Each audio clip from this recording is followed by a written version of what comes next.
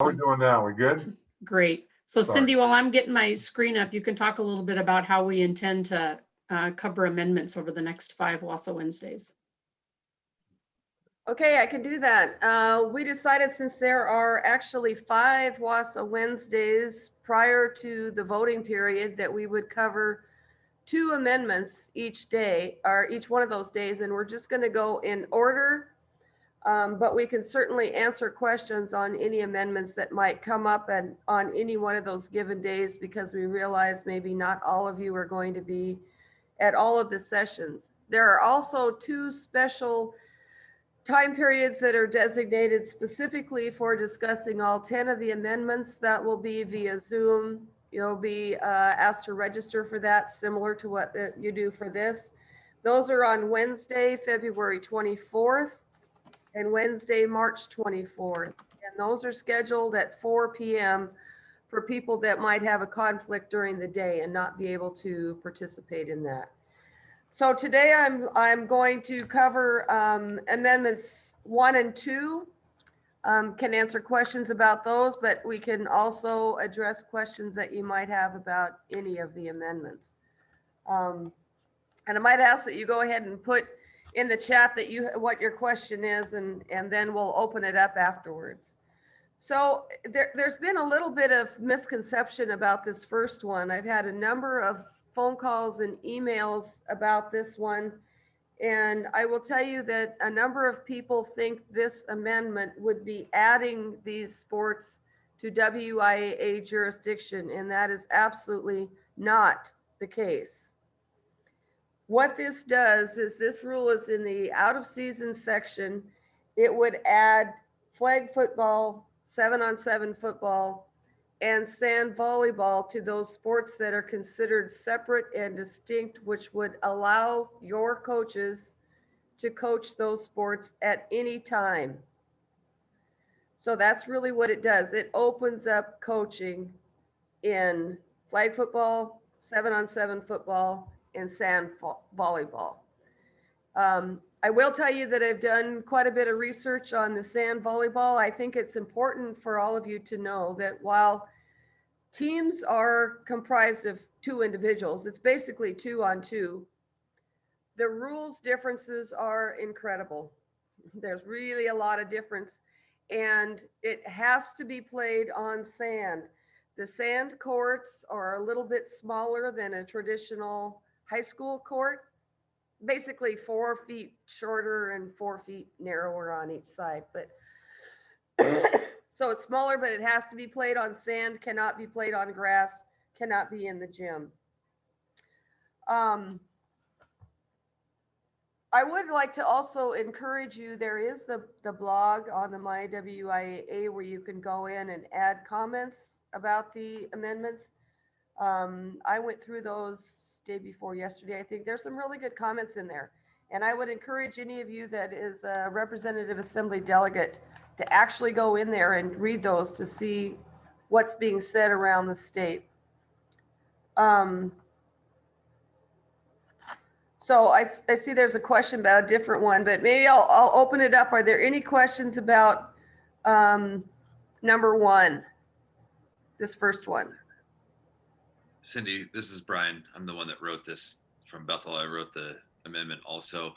The one thing about the 7-on-7 flag football piece is many of our middle schools are also moving towards a 6th grade flag football and some of that, which may have the same coaches that coach tackle football in a different season. And this opens it up that it's not an out of season violation with those kids and trying to work with them, even though 6th graders may not be a part of what the WIA is. Our coaches are, and they are working with those kids. And like this year, many of our schools are going to a flag football season instead of tackle because of the craziness of COVID. That might be something that in the future that they want to do for all the different levels for kids that aren't involved too. And this helps open up that so you don't have out of season violations at your middle school level. Thanks, Brian. I don't think Andy Barnes was not able to be here this morning, but Mick, I know you're on this. Maybe you want to share a little bit about what the Seahawks are hoping to try to get girls flag football going around the state. So I don't know if that really doesn't tie in with this amendment, and I'm not sure if you prepared to share anything with that, but I know some discussions are taking place there. Yeah, I can just, the Seahawks approached us last year. We were working with, they wanted to try to do it specifically in Seattle schools. I know they're been working with Pat to try to get that off the ground. They've also now engaged with James Neal in Tacoma.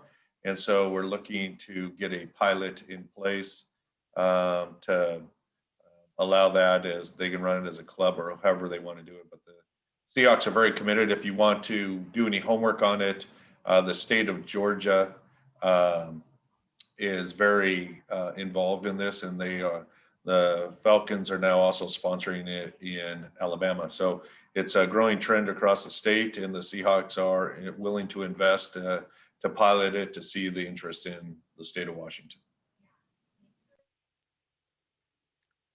Thanks, We Dave. ran a round robin tournament in Bethel School District 2 years ago through our 3 high schools without the NFL, but we ran it with our girls.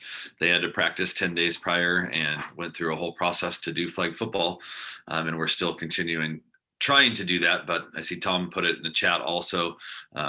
We're trying to increase that out to our league and some of that also to try and get our girls involved in flag football late in the spring for a couple of games and just see how it takes off.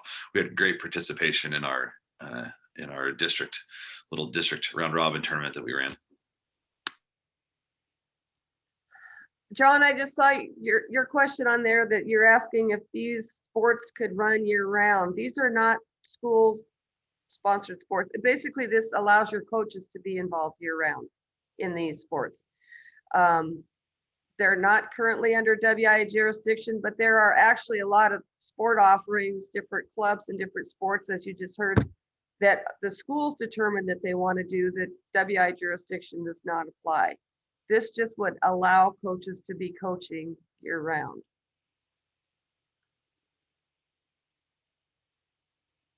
Okay, we'll go on to number 2. And my guess is the majority of the questions would best be answered either by BJ or by the makers of this amendment. But different forms of this amendment have been proposed over the last several years. And so this is another attempt to try to do this. If a student transfers to a school where a coach that he was involved with is also coaching, if that coaching occurred within a calendar year, the student is not eligible for varsity.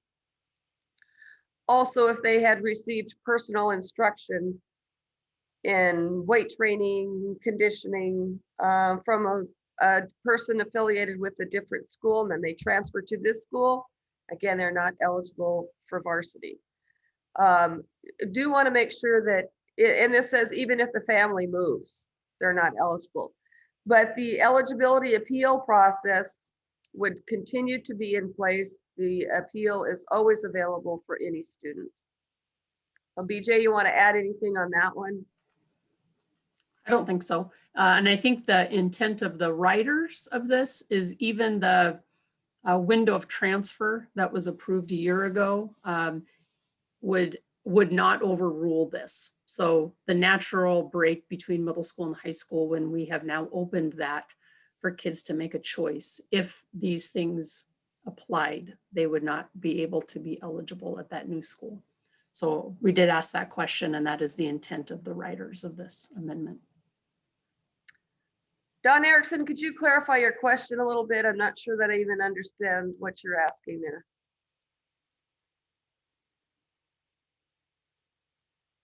I wonder, Dawn, if you're asking, so with our new paperwork and all of kind of our rules, there's a lot of reference to people participating with somebody from that school on an AAU team, playing with an AAU team.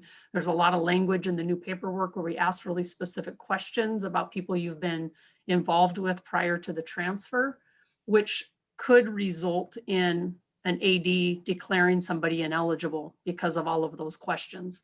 The one thing I think that makes this different is this would overrule some of our other rules around this, like the window of transfer. And it also is sort of that personal instruction piece would be a little more restrictive potentially than what we have right now. It's Well, kind of an interpretation thing a bit. the thing I'm dealing with is because we have in-face learning and, you know, face-to-face learning since August, and we had probably 30 transfers this whole year, early in August and at semester break. And so I'm trying to get a feel for how I'm going to handle all these kids that want to play sports and want to make sure I'm doing the right thing. I've talked to my district director, and he's kind of up in the air about what really is going on. We're limiting kids from participation because the inability to have face-to-face learning. So it's all up in the air. I'm gathering information from all of our kids that are transfers and trying to make the best sense of it. And the way I read it is, if a kid came in August 20th to our school, then the previous calendar year, all the way back to August 20th of 2019, if he participated, he would not be varsity eligible. Is that correct? Okay. All right. Or we'll have to go to a hearing and claim hardship. Okay. All right. Well, that'll help. Thank you.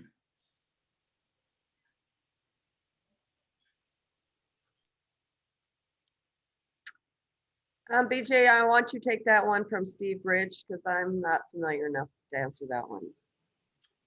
So Steve, if a student is declared McKinney-Vento, there's some other flexibilities that you can have with a McKinney-Vento kid, but that's mostly really around transfer and residence. So if you're diving into a McKinney-Vento student who has specifically been getting private instruction, it's possible that they would still be declared, excuse me, ineligible. So our eligibility rules don't go out the window, but there's some extra flexibility in processing and working with those McKinney-Vento kids. So hopefully that helps a bit.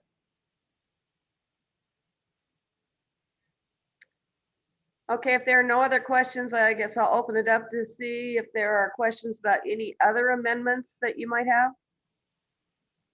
And Cindy, I think there was one about 18.23.1. Is that one of the amendments that I can go to?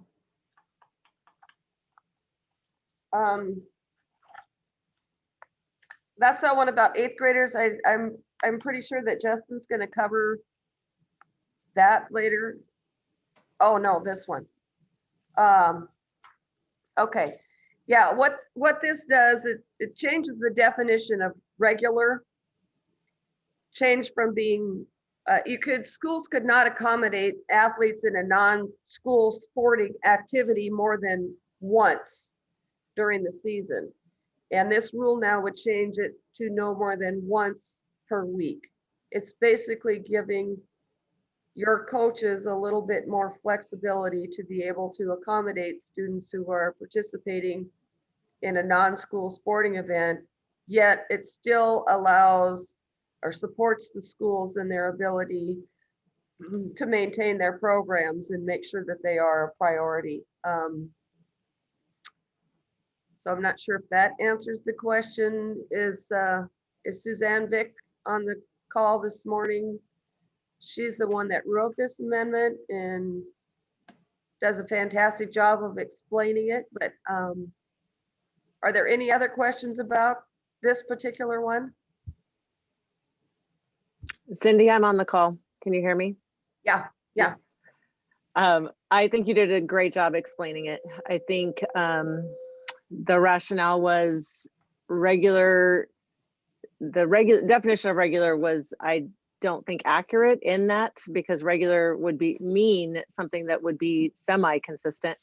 But just giving a little bit of grace, but also allowing programs to maintain control. And then lastly, we know that we're better with our kids in front of us, and we're better in the high school program than most club programs. So we don't want to eliminate kids from being part of our high school programs because they play in some other sporting event. So thanks for asking. Suzanne, I was the one who posed the question. I guess my concern is that I will lose half of my girls and boys swim team regularly once per week, every week, because they are all club swimmers. We also have a very strong swim program. I don't think that's necessarily the case. Again, this gives coaches to maintain control over their programs, but there may be a few. for sure. That may be gone, but I think Well, for stadium, it's more than a few. I've already fielded 5 requests from girl parents to have changes to swim so they can get out and go to a club, which is currently 1/3 of the girls program. yeah. Well, Again, I'm gonna throw this out because this might not help, but it's right in the very front of the book. Any school can make any WIA rule more restrictive than what it is in here. And so I think you all need to keep that in mind. Maybe that'll make you feel like you're a little bit more on an island, and we really don't want that. But it's important that you realize that. I feel like almost all of us do the exact same thing with grades. Very few people stay at the standard of passing 5 of 6. So I agree with you, Cindy. I think we can make our own rules, but again, I go back to, we're better in front of our student athletes, and I don't want to push kids away and just have them go do club swim, because I don't think they get the team experience. This impacts other sports as well, but from my understanding, it kind of came into place because of swimming. I think that this year is going to be a unique year with our seasons not being at the same time, where we don't typically have problems with soccer girls missing high school soccer practice because club's not really going on during that time. Occasionally you get that kid who gets invited to the Olympic development camp, and that could have been the one-time thing. But I think this year, club volleyball and club soccer are going to be going on at the same time as high school soccer. And I would love to see the ability this year to have some grace and not just do the one time only. And I don't know if we would need to do like a rule appeal or a hearing or something when we know of kids who'd really like to be able to do both. But I think that this year in particular is going to be tough for kids because their club components are at the same time. Hey, Stacy, what you can do, or you as a school, your league could apply for a rule waiver and ask that you be allowed to utilize this. Or you could ask for an experiment to say, we want to try this out during this current school year, even though the vote won't take place until late in the spring. So that rule waiver form is on that COVID page of the WIA website, and that's certainly something that you could go ahead and do to try. Yeah, we have an AD meeting right after this for the GSL, and I think I'll bring it up then, because you want to be honest, and I feel like this year, I mean, my volleyball coach and I have talked a lot, and she's just not planning any Saturday practices because she knows that there's going to be kids out. Now, right now, we don't have any club tournaments going on in Spokane anyway, but we're just not planning any Saturday practices. So it's not to make it not a conflict. But yeah, I think it's tougher than usual this year. And that is, I mean, I think it's a legit COVID issue. Thank you.